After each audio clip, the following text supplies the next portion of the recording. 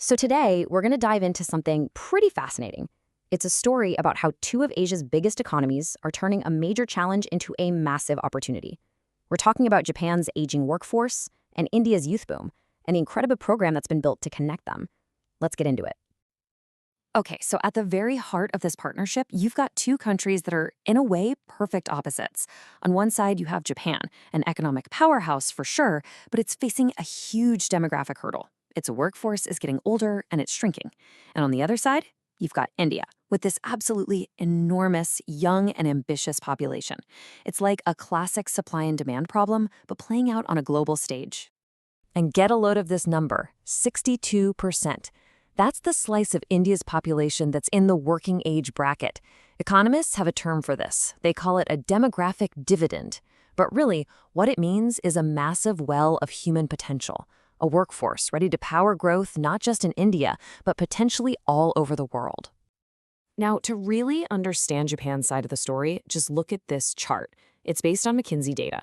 Back in 2012, Japan had about 79 million people of working age. By 2025, that's projected to drop to 71 million. Think about that. That's a gap of 8 million people.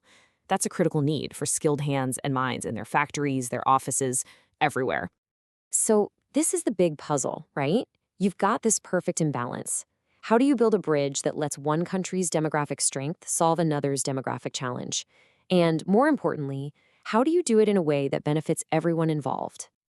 Well, here's the answer. It's a program called the Technical Intern Training Program, or TITP for short. This is the official structured bridge designed to connect these two worlds and create a formal pathway for skills to move from where they're needed to where they can be learned. Now, it's really important to get this right.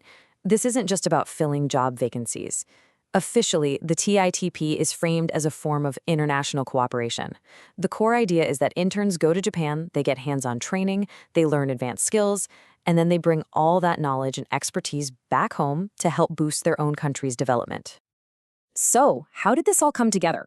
Well, you can see here, the program has actually been around in Japan since 1993. But the real game changer for India came in 2017. That's when the two governments signed a formal agreement. A year later, India's own National Skill Development Corporation, the NSDC, was brought in to oversee the whole process from the Indian side, making sure everything is done right. Okay, so we've got the 30,000-foot view, right? The big strategy. But what does this actually look like on the ground? For a young, aspiring professional in India, what's the journey really like? Let's walk through it.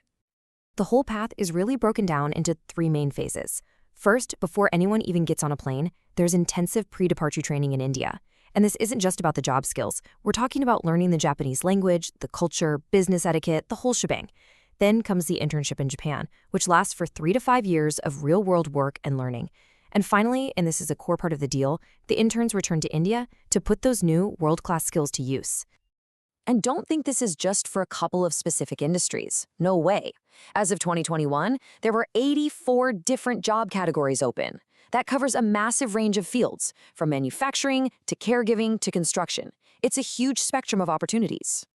All right, so we followed the intern's journey. Now let's zoom back out again. Beyond the amazing experience for one person, what does this program really mean for the two countries as a whole? What's the bigger picture here? You know, this quote from India's Skill Development Agency really hits the nail on the head. For India, this isn't just a jobs program. It's a strategic move. It lines up perfectly with this grand vision of becoming the skill capital of the world, training its youth to be globally competitive. And that's why this whole thing is just a perfect win-win. It's so clear. Japan gets the young, skilled workforce it desperately needs to keep its industries humming. And for India, it's a double win.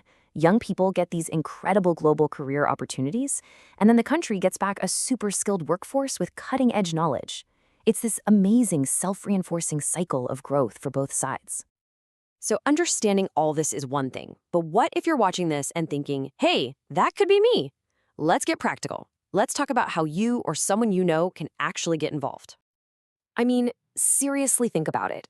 Does the idea of living and working in the world's third largest economy, learning from the best, and being a part of this incredible exchange, does that get you excited? If the answer is yes, then you're going to want to listen very closely to this next part. Okay, here is probably the single most important thing to know. You can't just apply to a company in Japan directly. The entire process is managed through official, government-approved bodies in India called sending organizations, or SOs. They handle the selection, the training, all of it. So where do you find them? The one and only place to look is the official National Skill Development Corporation website. It lists all the approved SOs. That is the official, legitimate way to participate. And that brings us to our final thought for today. As we see these demographic shifts happening all over the world, some countries getting older, others having huge youth populations, is this India-Japan model a blueprint? Could these kinds of structured win-win partnerships be the key to balancing the global workforce in the future? It's a really powerful question to think about.